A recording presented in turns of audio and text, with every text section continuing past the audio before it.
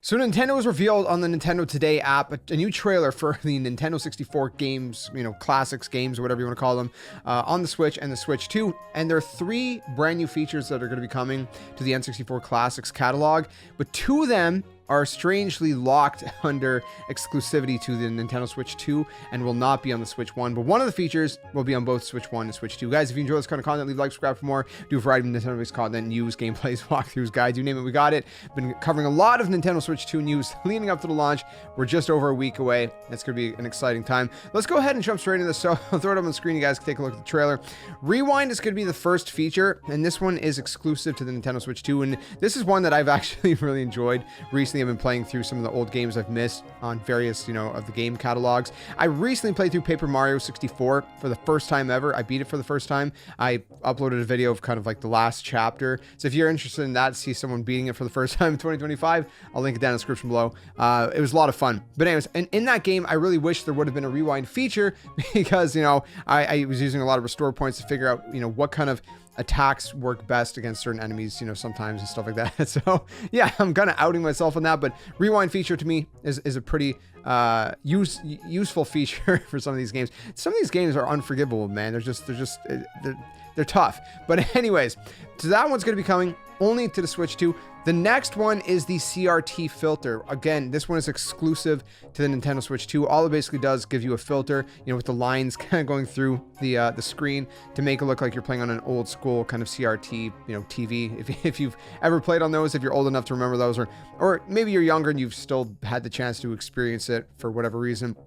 And then the third feature, which is on both Switch 1 and Switch 2, is to view and change your controls. So with this one, you can check what each button does in the game that you're playing. You can reassign the buttons, basically remap the buttons to suit your playstyle. Again, that's on Switch 1 and Switch 2. What's interesting about these 3 features is that the button mapping is the only one that I would not think whatsoever has any kind of taxation on the CPU. But the other 2 features, I would assume that there's something to do with the CPU, and kind of the taxation on the CPU in these consoles, and that's probably why you're not seeing these on the Switch 1. And I know there's going to be people out there saying like, oh no, it's because Nintendo's are trying to sell you Nintendo Switch 2 consoles. And listen, man, I mean, if we're being logical, I really don't see that being the case. I don't think that many people would be like, wow, I really want the rewind feature and the CRT filter on the N64 classics.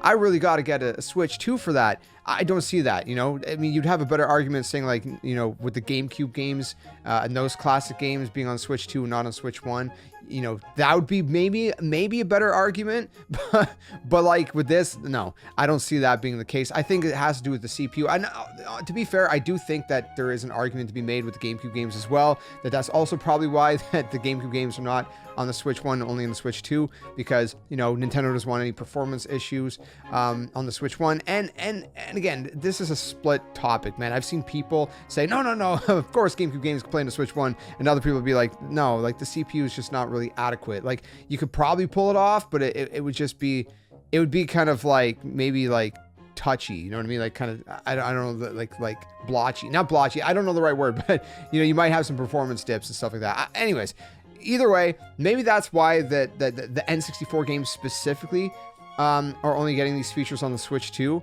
Because again, I was wondering, I'm like, why do all the classic games, NES, Super NES, we got the Game Boy, Advance, all of these have the rewind feature, but not the N64. And I was just wondering that even recently, and that's the only thing I can think of. Maybe it's a CPU kind of thing, or something else with